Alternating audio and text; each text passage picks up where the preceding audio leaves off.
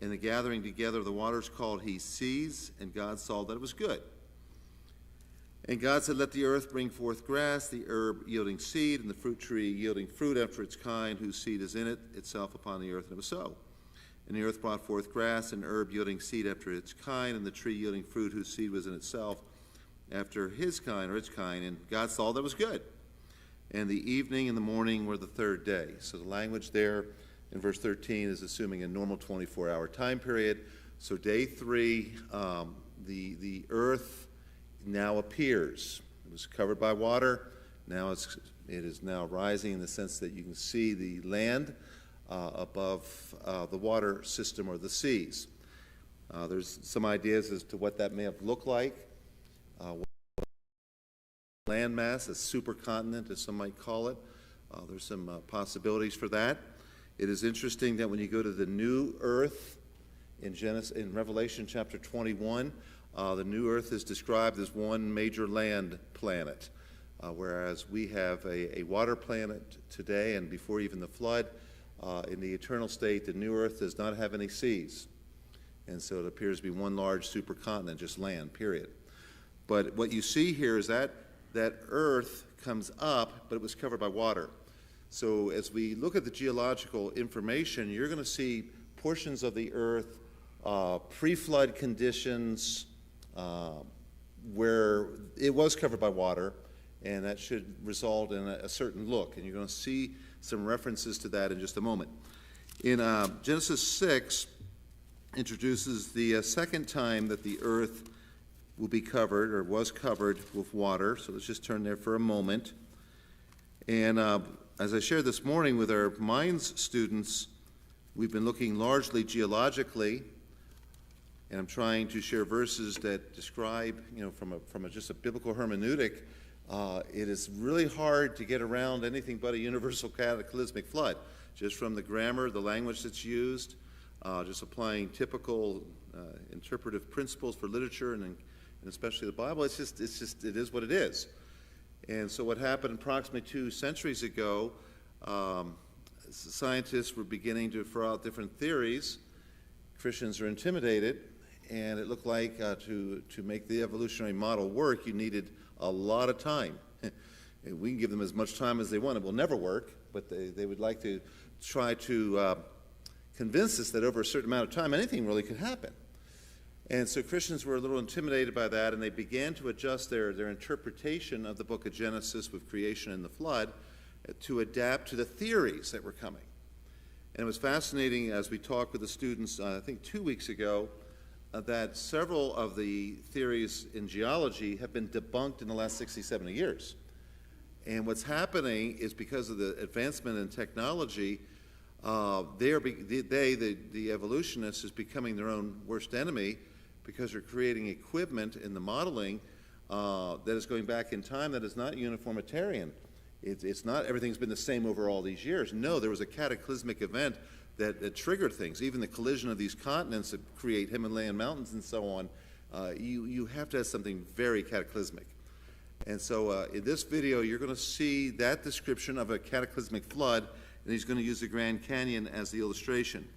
But the theological reason for the flood, in chapter 6, there's a very sons of God and the daughters of men. Something's going on there I don't want to.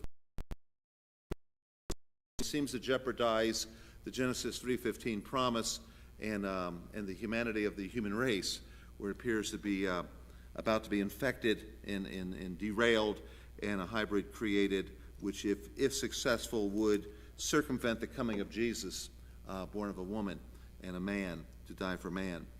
So that's described there, verses 1 through 4. But verse 5, God saw that the wickedness of man was great in the earth, and that every imagination of the thoughts of his heart was only evil continually.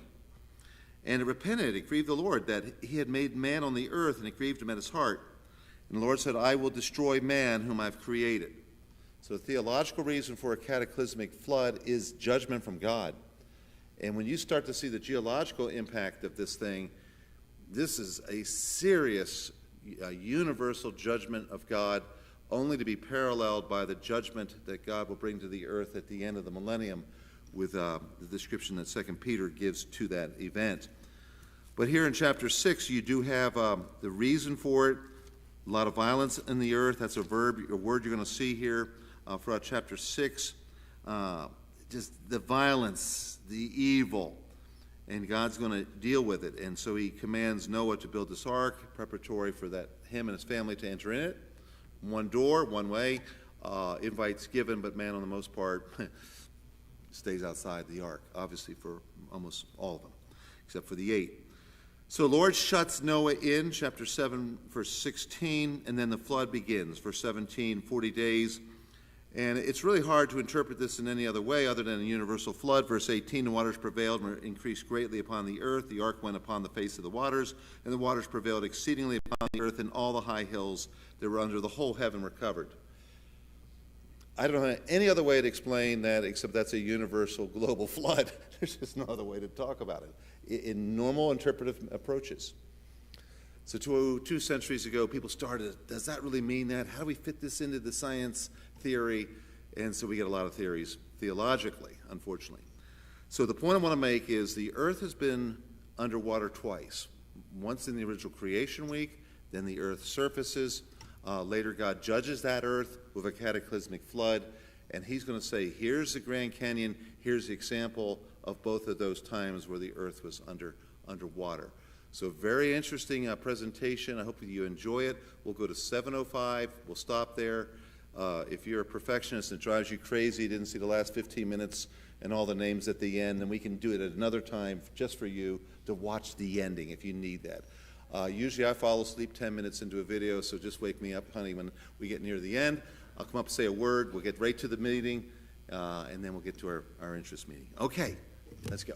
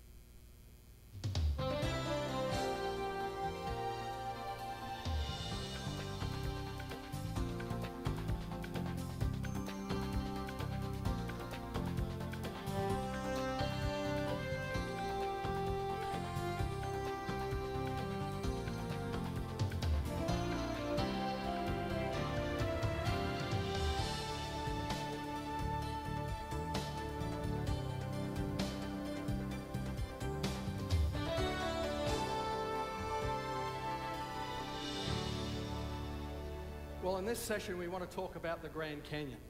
And of course, this will be a lighter way to finish the day. I hope not to make it too heavy for you. But the Grand Canyon does provide a testimony to the biblical account of Earth's history.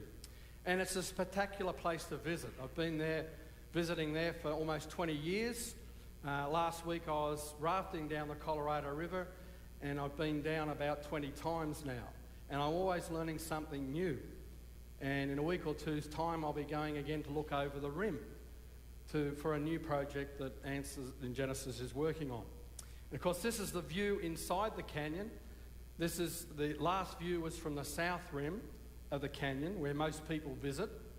This is actually from mile 137, from the top of a waterfall that you have to climb up to, a waterfall that cascades into the river.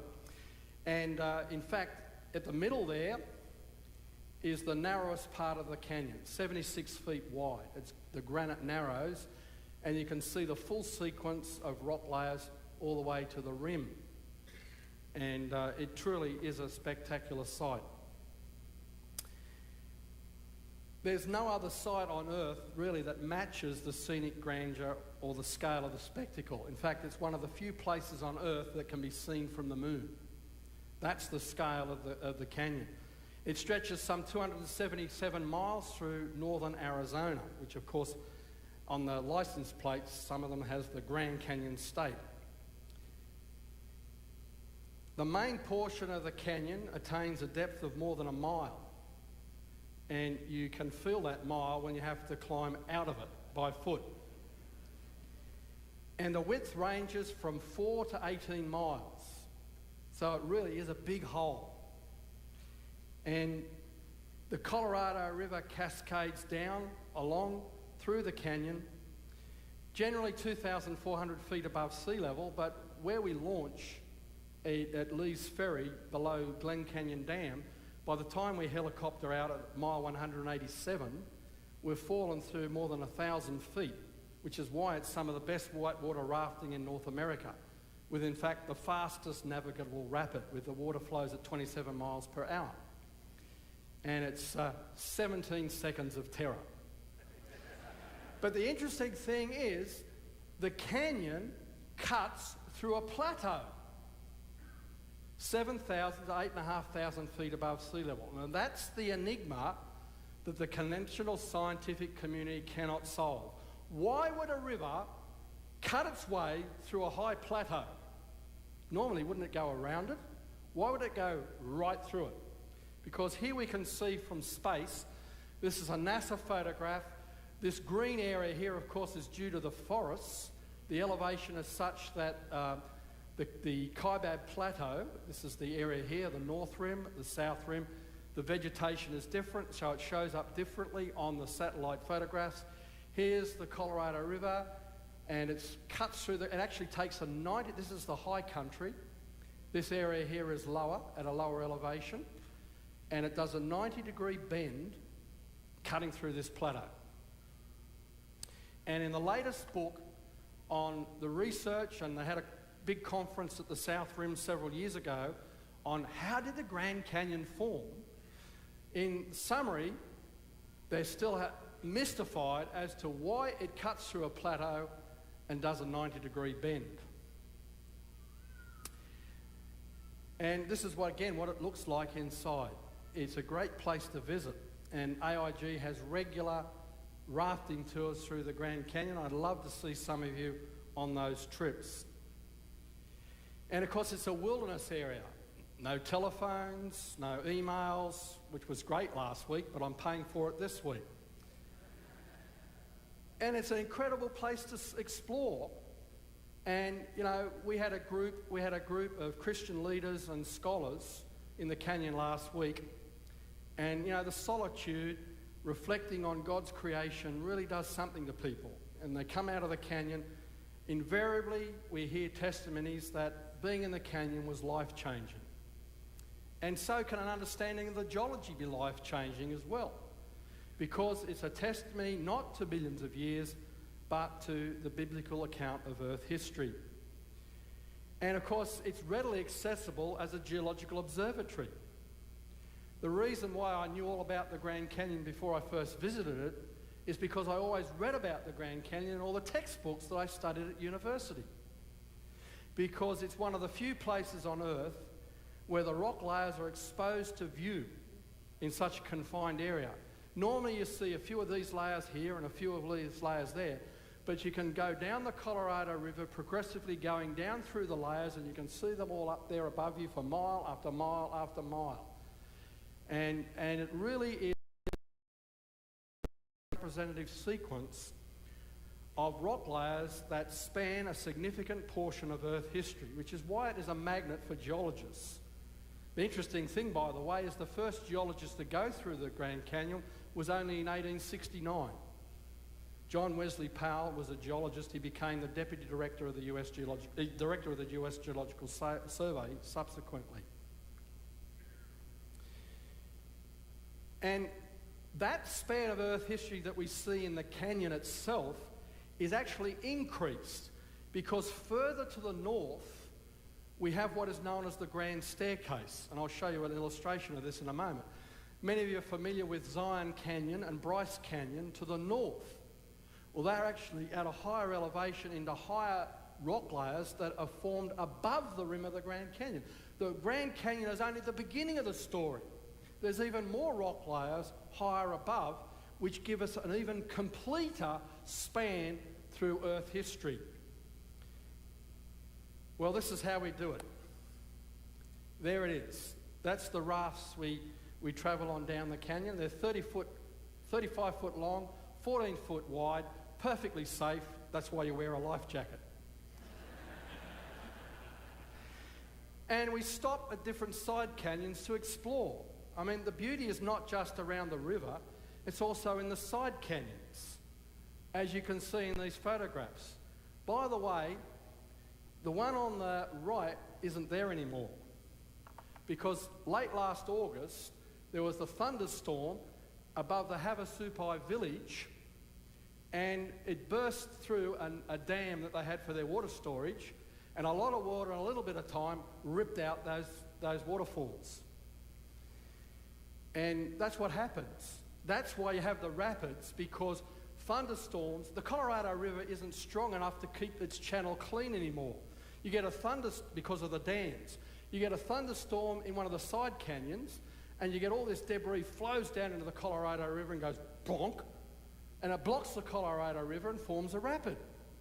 Well, it's great. Back in 1966, there was a 40-foot debris flue came down out of Crystal Creek, dammed the Colorado River, and everyone was too afraid to raft over it for a few days until it had burst through and started to. And it's one of the 3 worst rapids in the canyon now.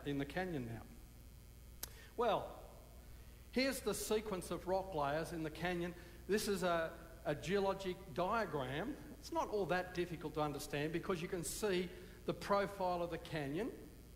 Okay, we've got the outer canyon and we've got the inner gorge, what is called the inner gorge. There's a canyon within a canyon in the Grand Canyon. You've got the wider, broader area where you see all these steep walls with the cliffs and slopes with these horizontal sedimentary fossil-bearing layers.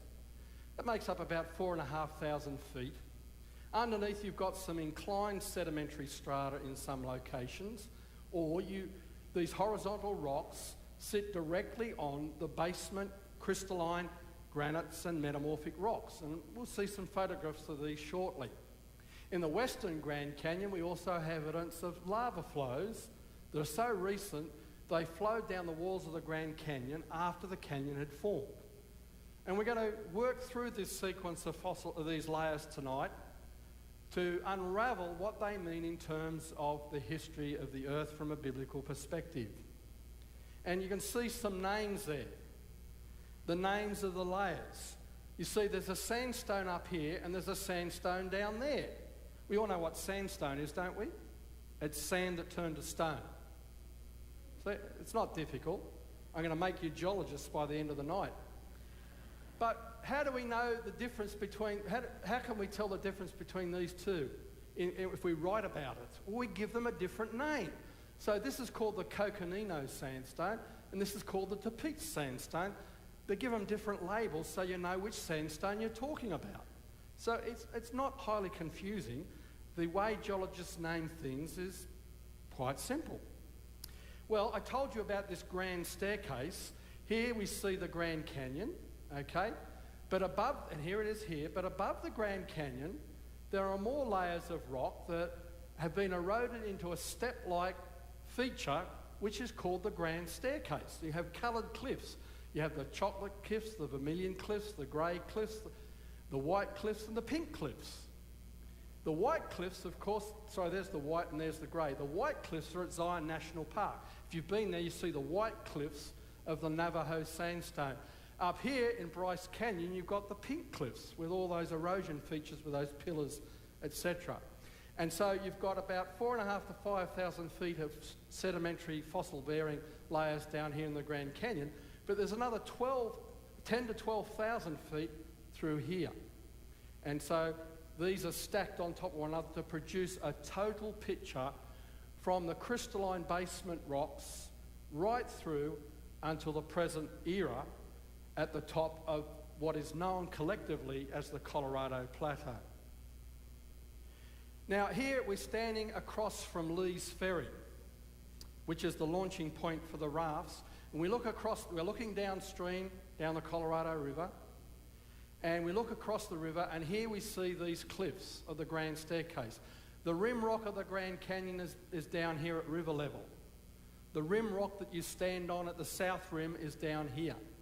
And we have these other layers, part of the Grand Staircase, over here. Here we can see some of the Vermilion and Chocolate Cliffs, and up there, the beginning of the White Cliffs. And so there is evidence that these rock layers were stacked on top of one another. And they form a very good geologic record in this part of the world. And which was why, as I said before, it's a mecca for geologists, because it's a very well exposed sequence of rock layers that people can study. And here are the White Cliffs in the Zion National Park.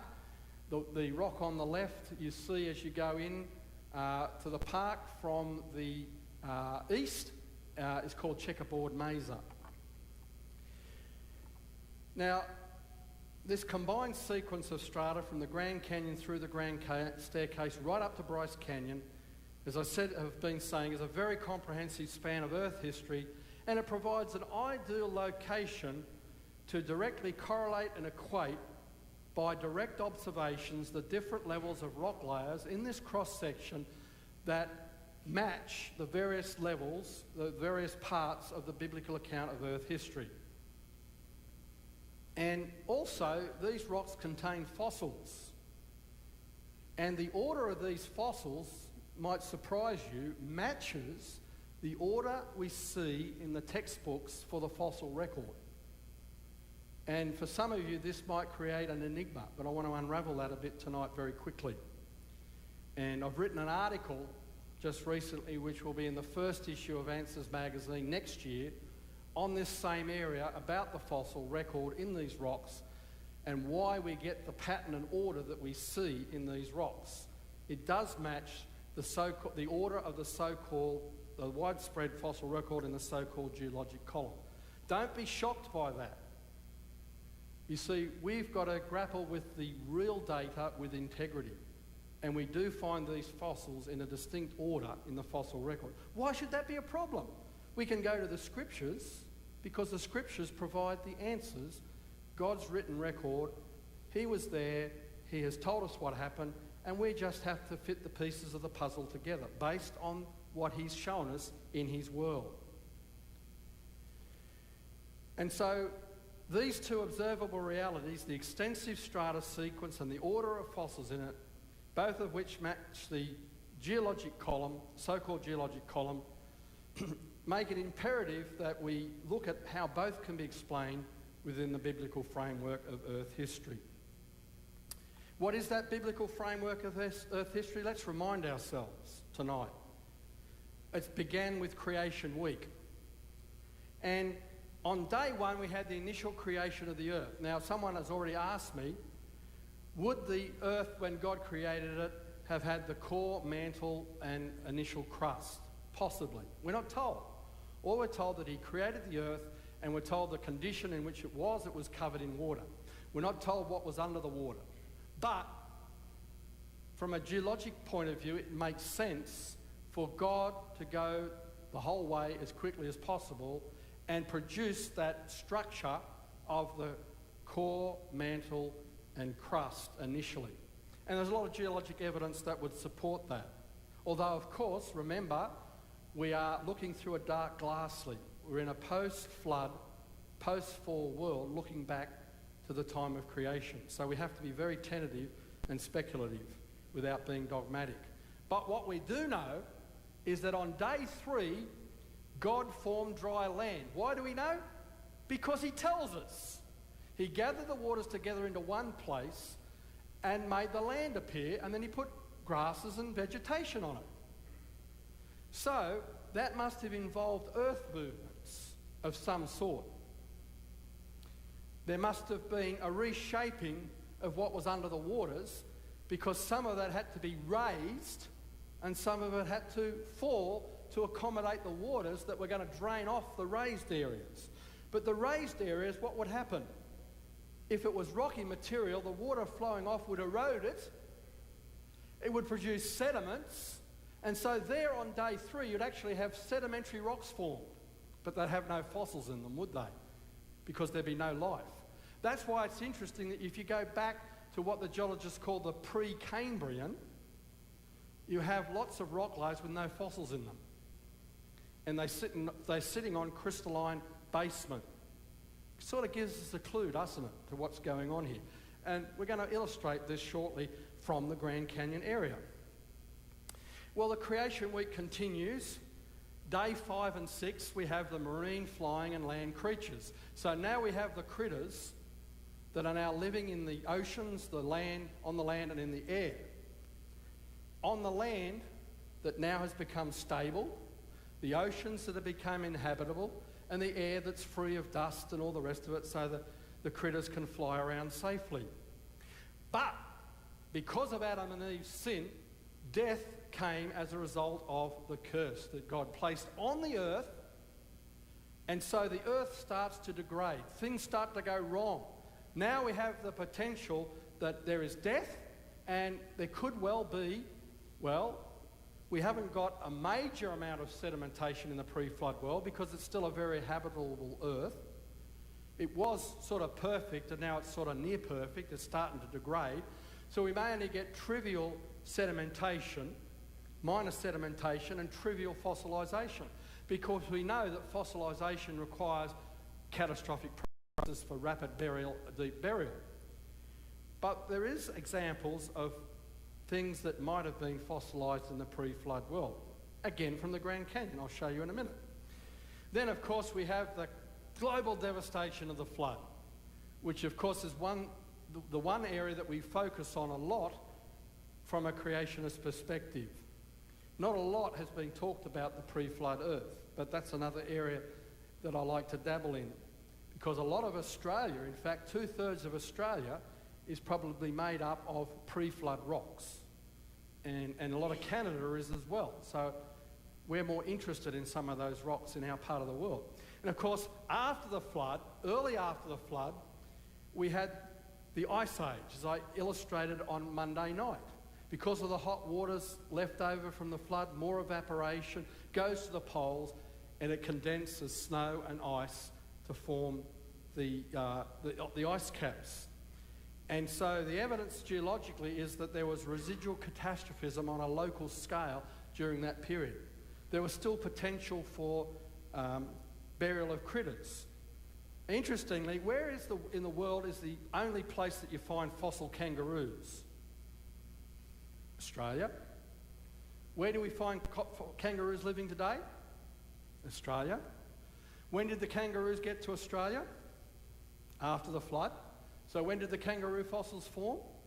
After the flood. They're in local little cave deposits. So there was some catastrophism that produced some fossils, residual but localised.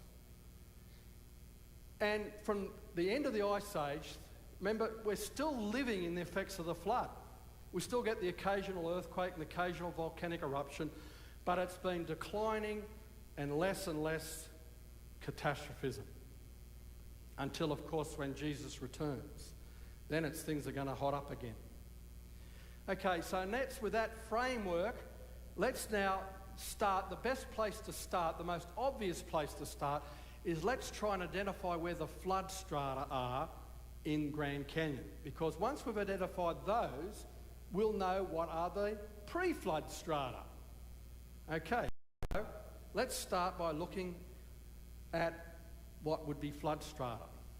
The lowermost horizontal sedimentary rock, and I'm going to show you with the diagram again in a moment, the lowest horizontal sedimentary rock layers in the walls of Grand Canyon is the Tapeats sandstone. You all know that already, don't you? Because I told you there was the Coconino sandstone and the Tapeats sandstone. See? You've learnt something tonight. And the sedimentary rock layers below it are tilted and devoid of any significant large visible, that's megascopic, fossils, apart from some algal-built structures called stromatolites. And I'll illustrate those for you a little later on. But this gives us a clue. Remember, our biblical framework says that rocks prior to the flood wouldn't have fossils in them. And at the beginning of the flood, there would have been upheavals. And upheavals can tilt rocks and erode them off. Therefore, we've got horizontal layers sitting on an erosion surface at the bottom of the Tapete Sandstone. That is the obvious place for where the flood began. So, as I said, there had to be a violent upheaval in these earlier rocks that tilted them and then eroded them off. There's a flat surface which goes the whole length of the Grand Canyon. It's called the Great Unconformity. Now, let me unravel that for you quickly. Something that's conformable means it's parallel. They're conformable with one another. They're the same disposition. Unconformable means they're different disposition. The layers below are tilted and the layers above are horizontal. They're not conformable with one another. So the boundary between it is called an unconformity. And so the Tapete Sandstone was deposited directly on that erosion surface. It was tilted up, eroded off, and then the rocks beneath were all eroded off, and the Tapete Sandstone is sitting on top of it. And the violence of that deposition is evidenced by the huge boulders that are found in the base of the Tapete Sandstone. And also the beds of sand that make up the Tapete Sandstone are very similar to the beds of sand that are formed on the east coast of the US by hurricanes. And most geologists recognise them as storm beds. Well, here we're talking about the Tapete Sandstone down here. These are the inclined strata that I was referring to. And obviously something occurred which caused them to be, they were originally deposited horizontally. Something has caused to tilt them up, and then it's been eroded off. They've been, so it means you have earth movements tilt them up, and water comes shooting across to erode them off. And as that water comes over, what's it going to do? It carries sand and boulders and starts laying it on there. This shows you that this is the initial start of the flood in this area. The breaking up of the fountains of the Great Deep, causing earth movements, earthquakes, things shifting around, rock layers are going to be tilted. The water, as the tidal waves and tsunamis keep coming up onto the land, is going to bring up the sediment, eroding off what was there before, and then laying down this sand. And so the Tapete Sandstone is easy to see. It's this little cliff above the tilted sedimentary rocks and the granite below. This is the view from the south rim down to the Bright Angel Trail. This is Plateau Point, which is a side trail from Indian Gardens on the Bright Angel Trail. The Phantom Ranch, which you can see from the south rim, is just around the corner. So any of you who have bought that guidebook to the Grand Canyon, of course, will know some of those locations. Here's the cliff of Tapete Sandstone. See, it's made up of multiple beds of sandstone. And here's this erosion surface. This is another rock underneath, which is at an inclined angle. The erosion surface. Here are some of these boulders. And here's these storm beds of sand, equivalent to what we see hurricanes deposit today. And again, you can see the hand for scale. Some of these boulders are quite reasonable in size. And of course, the greater the size, the faster the water has to move to carry those boulders. But see these boulders here? You can see the man for scale. These are up to 15 foot in diameter. So you need fast-moving waters. I'd hate to have been standing around when the water was carrying boulders along that were 15 feet across. I tell you what, it must have been terrifying not to be on board that ark. Now, based on the Genesis account of the flood, we'd expect to find then, subsequently, in the flood strata, above this level, the following evidences. And if you've been reading Answers magazine, you should be able to shout them out to me before I put them up on the screen. Okay? We should be able to find marine fossils in rock layers high up on the continents, indicating that the ocean waters had risen to totally inundate the continents.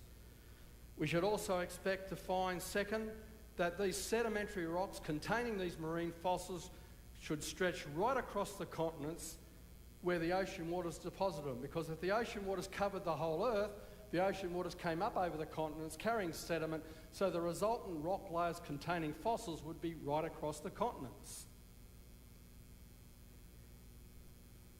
And of course, we'd expect that the sedimentary rock layers and fossils should both show evidence of having been rapidly deposited and buried respectively. That is, the sediments rapidly deposited and the fossils rapidly buried. And fourth, we should expect the whole sequence of these sedimentary rock layers with the fossils in them should show evidence that they've been deposited one after the other very rapidly. And of course, the conventional scientific community, as we'll talk about in a moment, believes that in places between the layers in the Grand Canyon there was millions of years missing. And so they might accept that some rock layers form rapidly, but if there's millions of years in between, they've rescued their millions of years timescale. If there's no evidence for millions of years between, the whole timescale collapses down to fit in with the biblical flood account. So it's very important that we establish that there was a rapid succession of these fossil-bearing sedimentary layers. Well, what about marine fossils in the Grand Canyon? Every one of these layers that you see arrowed there contain marine fossils, from the Tapete sandstone at the bottom to the Kaibab limestone at the rim.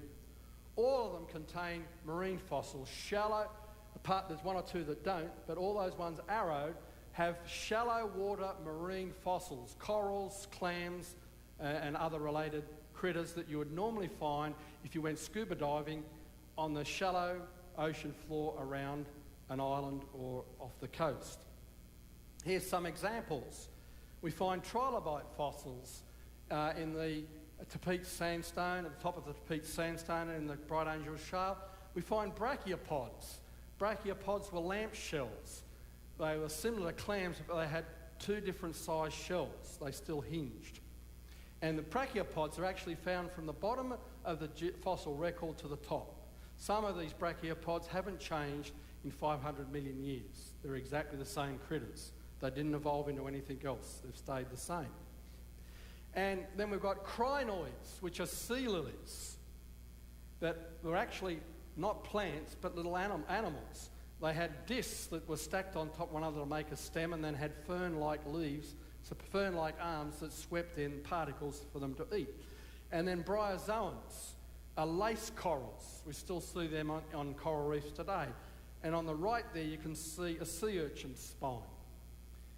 So these are marine fossils found high up on the continent. And you remember what I said on Monday night, how significant that is. The fossils aren't found in the oceans, they're found up in the continents. If the ocean waters flooded the continents, that's exactly what we'd expect from the scriptural account. All the high hills were covered in water that rose up from the ocean basins. Now here's the pattern of burial of fossils in the burial order in the Grand Canyon area. And this is interesting. Shallow water marine vertebrates are found all the way through. We don't find fish scales or fish teeth initially, but a little later on. And we don't find plants or vertebrate trackways until higher up. But we find the trackways, but not the bodies of the animals. The bodies of the animals are actually found up in the grand staircase above the rim rocks of the Grand Canyon. So, when the flood started, where did it begin? In the oceans. And as the ocean water rose up onto the continents, which critters would be the first to be affected by the advancing floodwaters?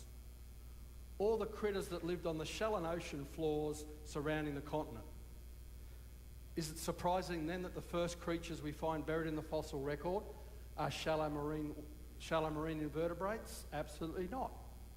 As the waters began to choke the ocean waters with all the mud, what do we find? Fish start getting fossilised, and we see fish in a position of being asphyxiated because of lack of being able to cope. Then as the ocean waters rise higher and start depositing up in the area where plants and animals move around, we find their remains. But why would we find the footprints of bones? And this is an interesting observation. Everywhere in the fossil record, we find the fossilised footprints at a lower level than the bodies. Okay, and sometimes it's millions of years apart. Hang on a minute. If it was millions of years, why wouldn't you find the animal buried with its footprints? But in the flood, what happens? Remember, you have a tidal surge as the ocean goes up and down in the cycle of the moon. You have the high tide coming up. The low tide comes, it drops. The animals that are swimming in the water leave their footprints and they get swept away by the next high tide until they finally run out of breath and then they're buried and fossilised. See? A biblical flood perspective explains that pattern. Footprints at a lower level before you get the body fossils. The same with the dinosaurs, believe it or not. The birds, the mammals. The pattern is the same in the fossil record. And we can explain it from a biblical perspective. So, as I said, the shallow water marine invertebrates are found in nearly all these Grand Canyon sedimentary rocks, from the tapetes at the bottom to the kaibab at the top. And this is consistent with the rising ocean waters carrying these creatures from the fringing pre-flood ocean floors up and across the continents. And the more mobile fish survive longer in the floodwaters before succumbing and being buried. And the land plants and animals were only overwhelmed and buried as the floodwaters progressively inundated different pre-flood ecosystems at different levels, at different altitudes.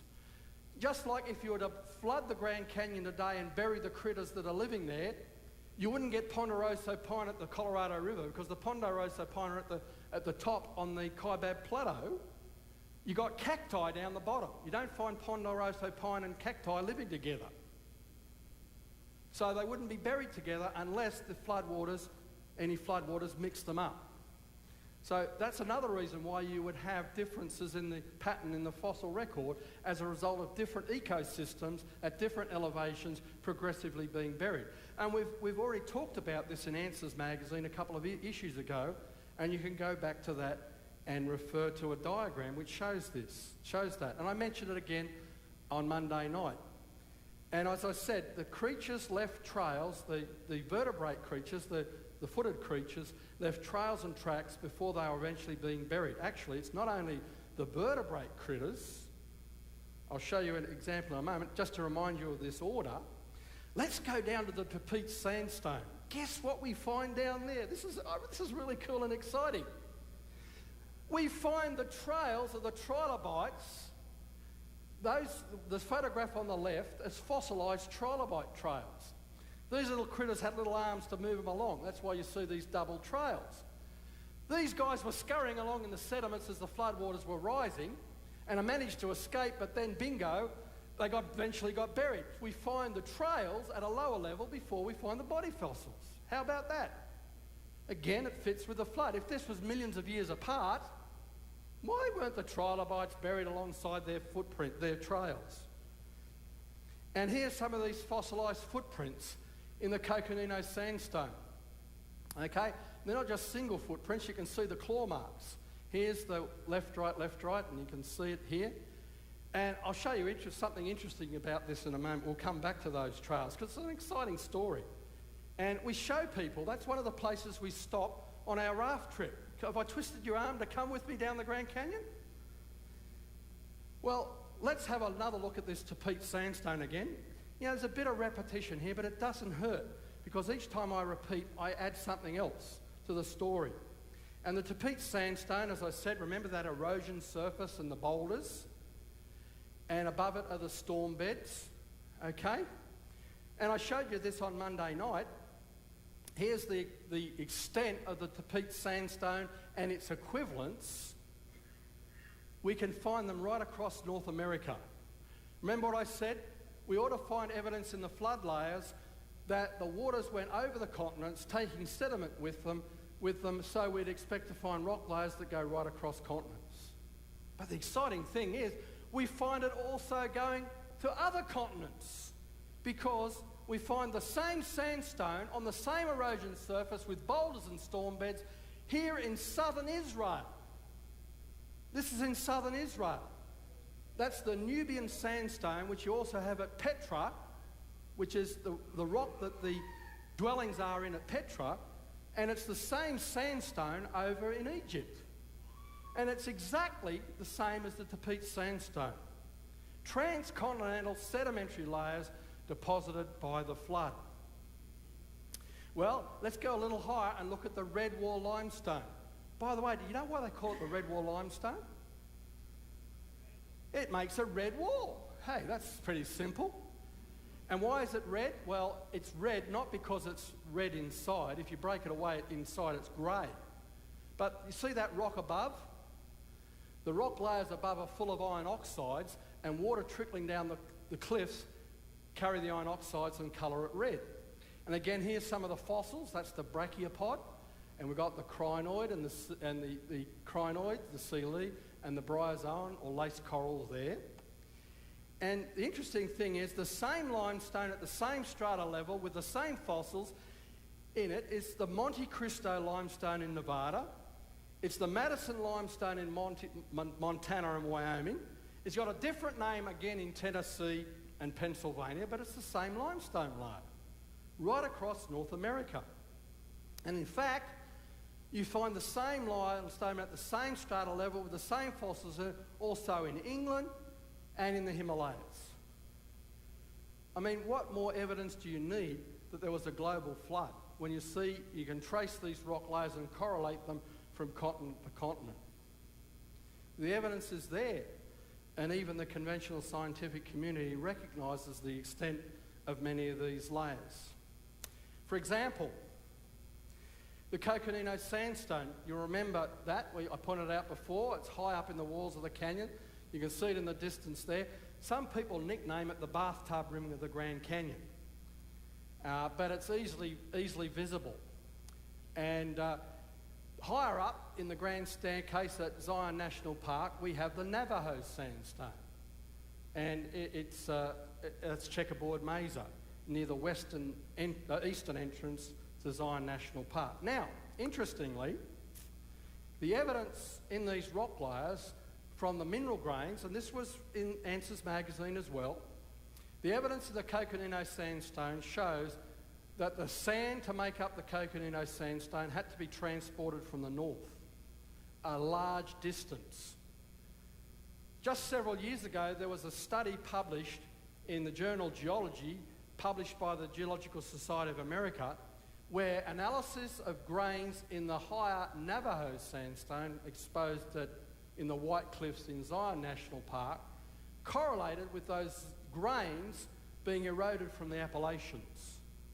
In other words, they had to postulate the sand grains were transported right across the North American continent to be deposited in the southwestern US. Of course, they couldn't explain how that happened. Well, there may have been some ancestral river, but they don't have the evidence for it apart from these grains in this sandstone in the southwest. But of course, a global flood, when the ocean waters came up and across the continents, it makes perfect sense. In fact, we find evidence in rock layers that indicate the direction in which the water currents were flowing, as we'll see in a moment. And at this time, the water currents direction indicators indicate that the waters of the flood were flowing from northeast and east to southwest and west.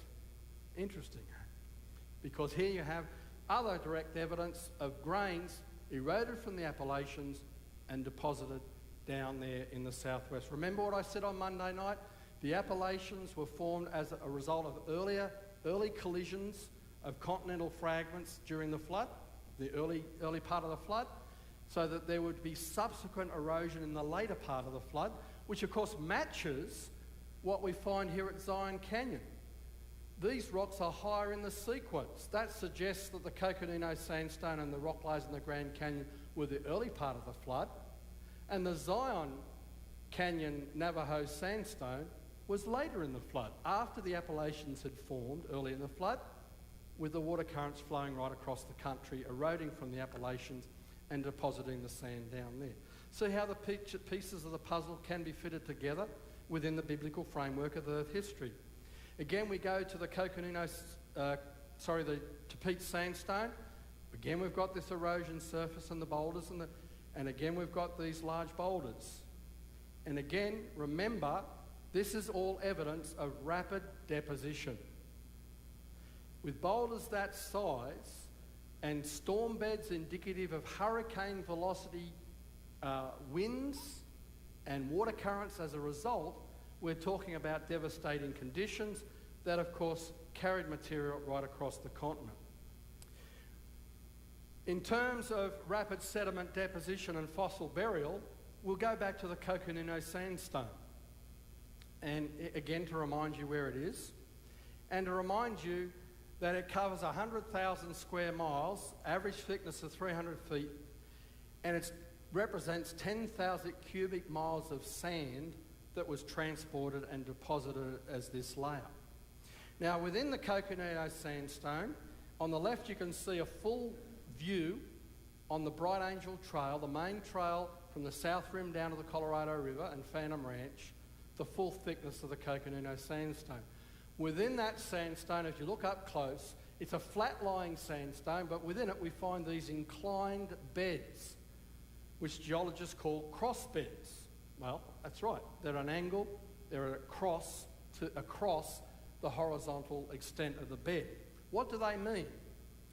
Well, they are indicative of underwater sand waves. Now, in conventional thinking, these cross beds are supposed to represent sand dunes. And so they'll often say, well, you geologists who believe in the flood can't be right. How can you have a desert in the middle of a flood? Well, the interesting thing is, let me explain to you how these cross beds form. Whether it's wind or water, what happens is the wind or water causes it to mound up, and it heaps it up, and it drops it over the front and erodes from the back. So what happens, you keep on reducing the size at the back and extending out the front, and if you've got one after the other, the one behind is going to bury the one in front, but it's going to take some of it off. So what you have is you chop off the top as you go along, and if you have successive flows bringing in more and more of these sand mounds or waves or dunes, you're going to get a series of stacked horizontal layers with these cross beds that represent the residual front sections of these waves or dunes. So is it water deposition or desert wind deposition? Well, the interesting thing is, in a desert, the angle at the front of the dune is always 33 to 34 degrees. Okay? If you jump off the Golden Gate Bridge, and I don't recommend it, but if you look down underneath in the channel, where the ocean comes so rapidly through that channel into San Francisco Bay, the current has heaped up the sand into sand waves. And we can experimentally test the water flows that do this. We can do it in a flume tank in a laboratory. Guess what? The angle here is always less than 30 degrees for an underwater wave. So now we can empirically test whether the Coconino Sandstone was formed under desert wind or underwater. Okay? What is the angle of the cross beds in the Coconino Sandstone? Less than 30 degrees, always. Isn't that neat? We've got an empirical test. We can see these different dunes and waves that form today. We measure the angles and we can go back to the Coconino Sandstone and bingo. We dismiss immediately that this was a desert dune. It's totally compatible with a global catastrophic flood. As I said, we can do this experiment in the laboratory. We can work out the water velocities, the depth of water, and in the case of the Coconino Sandstone, we can do a calculation. We know how high the cross beds are. We can measure them. They're usually half the size of the original sand wave. And so in the Coconino Sandstone, some of these sand waves were up to 60 feet high. The water would have moved along at 3 to 5 miles per hour, so that the 10,000 cubic miles of sand would be transported in just a few days. Not millions of years to form that sandstone.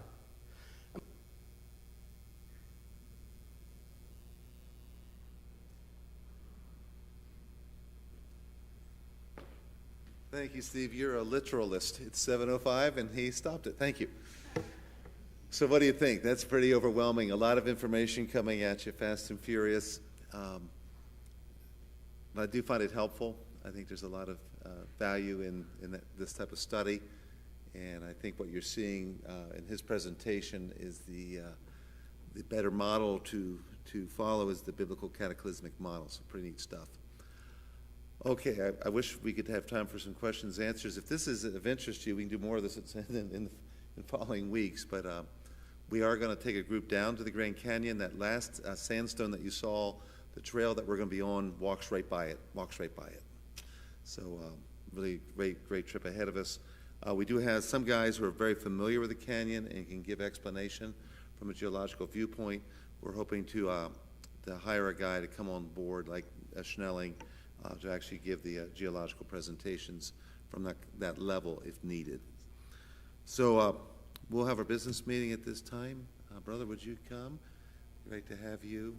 Wade, many of you are aware that his father-in-law just passed away a few weeks ago. Really a blessing in the sense that just before he died, he trusted Christ as his Savior. So that was a close call, we could say, but we're thankful for the grace of God. An amazing story, really. I'm glad to have you back and open up to you. Business meeting begins. Good. Thank you for all of you that prayed for my father-in-law and our family. The Yeshers are going to be bringing around, sorry I didn't distribute this earlier, financials, but let me just kind of go through this. Let's see here. As you're receiving those, we'll have our normal slides for cash balances, our actual versus our budget for the general fund, and actual versus the budget for the missions. Has everyone received them? Okay. The first slide being our cash balances. We have just over $1.1 million in total. Most of that is in the general fund, about $970,000. Pardon me, I made a mistake here. The missions fund has been switched with the benevolence fund. So the benevolence fund has about $35,000. The missions fund actually has $107,000. I have been asked the question, and I'll go ahead and answer it right now so you don't have to. Why do we have so much cash? Well, we have it for two reasons. Number one, we want to keep a reserve to make sure that our operations continue to have funds to be able to operate, even if we were to have something, a shutdown, COVID, something like that. That's one of the reasons. The second reason is another very important reason. It's reasons that entities fail, is they don't reserve funds for what we call deferred maintenance.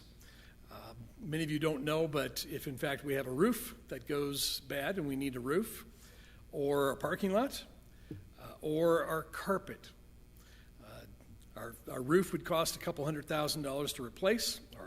Our parking lot would cost a couple $100,000 to replace. Our carpet would cost over $100,000 to replace. So we want to be reserving those funds so that when in fact we need to do work like that, we have the funds available. Thankfully, God has provided those, and we'll continue to monitor those and keep those in reserve so that we don't have emergencies. There's nothing worse than having an emergency of that sort. So that is our cash balances. Our general fund versus our actual, our income came in very close to what we had budgeted, just about $10,000 over. Our general expenses, and each of these meetings I praise our pastoral staff and our support staff that keep their eye on our budget and keep expenditures down. They spent $70,000 less than what we had budgeted.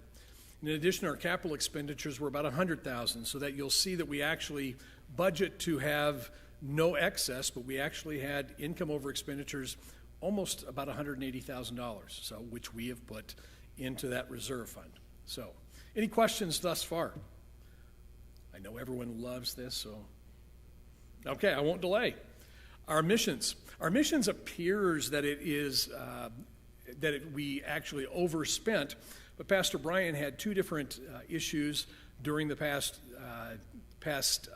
year that we voted specially to be able to send out. I think it was $10,000 on each one, for a total of $20,000. So if you took that out of there, we actually have greater income than we did expenses. So we've right on budget as far as our receipts, and then our expenses were under budget as well. So missions, likewise, is in good shape. In fact, so much so that they're probably going to look again to be able to see how we can bless missionaries out on the field. Any questions? I see none, so I'll turn it back over. Thank you.